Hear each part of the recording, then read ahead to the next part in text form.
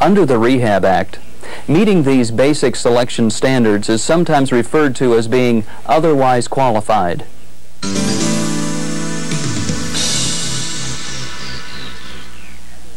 Once you are deemed otherwise qualified, the next step is to determine your ability to perform the essential functions of the position. The purpose of the second step is to make sure that you are not denied employment for your inability to perform some marginal function of the job, rather than its primary or essential duties. You can't be denied employment based on knowledge of a prior workers' compensation injury, or speculation you may become unable to do the job in the future. You must be judged based on your ability to perform the job when you are applying. Employers can't exclude you from a job because health or workers' compensation insurance costs may rise. The ADA does not change the insurance industry's methods of writing insurance. The employer must give you equal access to whatever health insurance is provided to other workers. However, the insurance company may consider your health in determining its risk. Obviously, the decision as to which functions of a job are considered essential is critical to whether you are qualified to perform the job. The ADA does not require employers to have written job descriptions. However, existing descriptions of the job, along with the employer's unwritten judgment, will be considered in determining which functions are essential. The work experience of past or current employees is also relevant. The time spent performing the function may also be an indicator of whether or not the function is essential or not.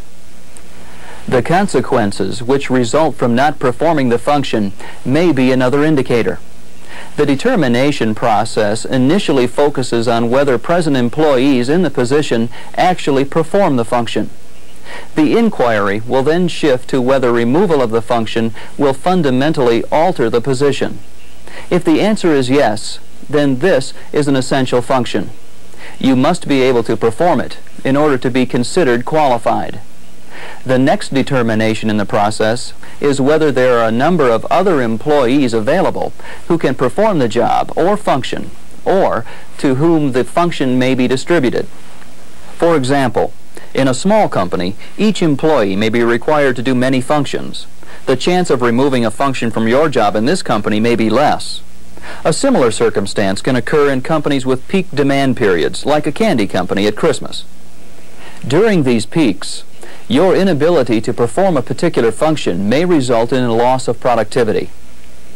A third factor to be considered is the degree of skill or expertise an employee must possess in order to perform the function. If a function requires high skill, it cannot be easily performed by someone else and is thus an essential function. The ADA states you are qualified if you meet the qualification standards and can perform the essential functions of the position. Selection standards which exclude or tend to exclude you because of your disability, but do not concern an essential function, are not consistent with business necessity and may not be used. Experience under the Rehab Act in similar circumstances indicates such standards can usually be overcome with an appropriate accommodation. Where there are incompatibilities between your abilities and the essential functions, the ADA requires the employer to accommodate or assist you in your participation. Upon your request, the employer has the responsibility to identify and perform any required changes in the work environment, or the way things are customarily done to enable you to do the function in question. Any number of assistive devices may be employed. Changes may also be required to ensure your access to the application process, the job itself, or other benefits and activities associated with the job. In addition to the specific accommodations listed in the ADA, there may be any number of other accommodations not specifically mentioned. Possible accommodations are limited only by the creative resources of you and the establishment. For instance, an accommodation can include permitting the use of accrued leave or providing unpaid leave for treatment, making employer-provided transportation accessible, and providing reserved parking spaces. Further examples are personal assistance, such as a page turner for an employee with no hands, or a travel attendant to act as a guide to assist a blind employee on occasional business trips. Another example might be an employer who has two jobs, each of which entail a number of functions judged not to be essential. The employer may redistribute the marginal functions so that the ones you can perform are a part of your job, and the ones you can't perform are transferred to another position. Employers are not required to redistribute functions judged essential.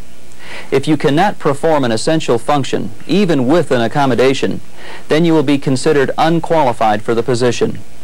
If an accommodation cannot be discovered to overcome the incompatibility between your ability and the essential function, you will not be considered qualified. If the reassignment option conflicts with the union contract, this may be considered a limiting factor. At present, the ADA does not require a violation of a union contract to meet its requirements. In the future, contracts should be written to allow full compliance with the ADA. An employer can restructure a job by altering when and how an essential function is performed. For example, a task which occurs in the morning may be shifted to later in the day. If you're unable to write because of an impairment, you may be permitted to computerize records customarily maintained manually. Reassignment to a vacant position will only be used when no other accommodation can be found. If reassignment must be to a lower position, you may receive less pay. Such an analysis will focus on outcome and results rather than methods employed. In general, it's your responsibility to inform the employer of your needs. When your disability and the need for accommodation is not obvious, the employer may require documentation of your impairment before providing the necessary change. If your disability is obvious, you need not mention it. The establishment must provide an accommodation to a known disability. In order for an employer to provide your accommodation, they must be aware of the need for the accommodation. A small employer may merely observe and consult with supervisors and workers who presently perform the job.